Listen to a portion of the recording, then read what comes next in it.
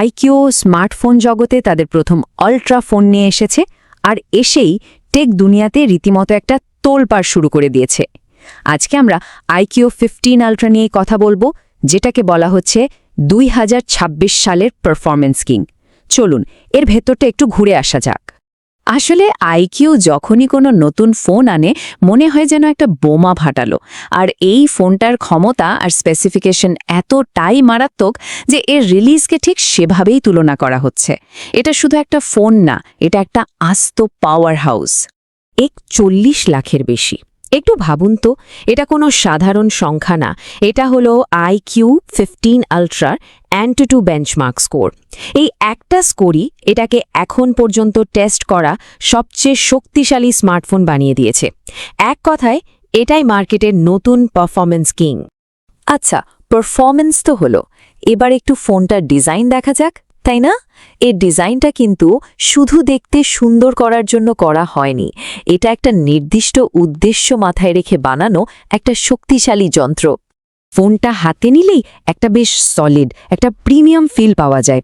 এর দুটো কালার ভেরিয়েন্টের পেছনেই একটা বিশেষ হানিকম টেক্সচার আছে, যেটা দেখতে বেশ দারুণ লাগে। তবে হ্যাঁ, 227 গ্রাম ওজনের কারণে ফোনটা একটু ভারী লাগতে পারে, কিন্তু এর কারণটা বেশ সলিড। ভেতরে যে পরিমাণ হার্ডওয়্যার আছে তাতে এই ওজনটা মানাই যায়। সত্যি বলতে, এটা শুধু একটা ফোন না, এটা গেমারদের জন্য একটা কমপ্লিট অস্ত্র। এর ভেতরে থাকা 59 ব্লেডের কুলিং ফ্যান, মানে ঘন্টার পর ঘন্টা গেম খেলার পরেও ফোন থাকবে একদম ঠান্ডা।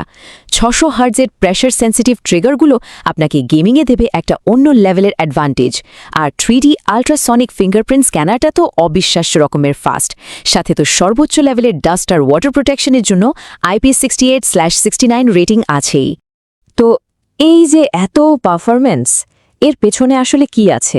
চলুন এই দানবটার হৃৎপিণ্ড বা এর ভেতরের জিনিসপত্রগুলো একটু দেখি। এর ভেতরে আছে কোয়ালকমের একদম লেটেস্ট আর সবচেয়ে powerful chipset, Snapdragon 8 elite gen 5। কিন্তু আইকিউ এখানেই থামেনি। পারফরম্যান্সকে আরও এক ধাপ উপরে নিয়ে যেতে তারা নিজেদের Q3 গেমিং চিপও এখানে বসিয়ে দিয়েছে। এই দুটো মিলে ফোনটাকে এক কথায় আনস্টপেবল করে তুলেছে।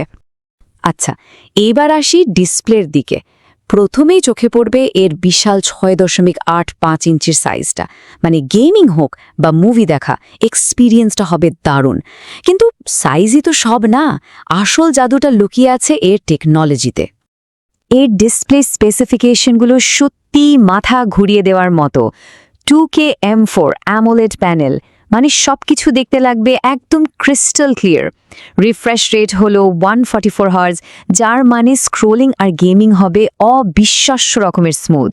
আর এই 8000 নিটস পিক ব্রাইটনেস, মানে কড়া রোদের মধ্যেও ডিসপ্লে দেখতে কোনো সমস্যাই হবে না। তো সব মিলিয়ে ফলাফলটা কি দাঁড়ালো? একদম সহজ কথায়, মাখনের মতো একটা স্মুথ এক্সপিরিয়েন্স। মানে আপনি ডেইলি মাল্টিটাস্কিং করুন বা সবচেয়ে ভারী কোনো গেম খেলুন, ফোনটা আপনাকে হতাশ করবে না। পারফরম্যান্স নিয়ে তো অনেক কথা হলো, কিন্তু আইকিউ 15 আল্ট্রা কি শুধুই একটা গেমিং ফোন? একদমই না। চলুন দেখা যাক পারফরম্যান্সের বাইরে আর কি কি শক্তি আছে এর। সাধারণত গেমিং ফোনগুলোতে ক্যামেরার দিকে খুব একটা নজর দেয়া হয় না, তাই না? কিন্তু আইকিউ এখানেও সবাইকে চমকে দিয়েছে। পারফরম্যান্সের সাথে পাল্লা দিয়ে তারা এখানে একটা অত্যন্ত শক্তিশালী ফ্ল্যাগশিপ ক্যামেরা সিস্টেম ব্যবহার করেছে। এর ক্যামেরা হার্ডওয়্যারটা দেখুন।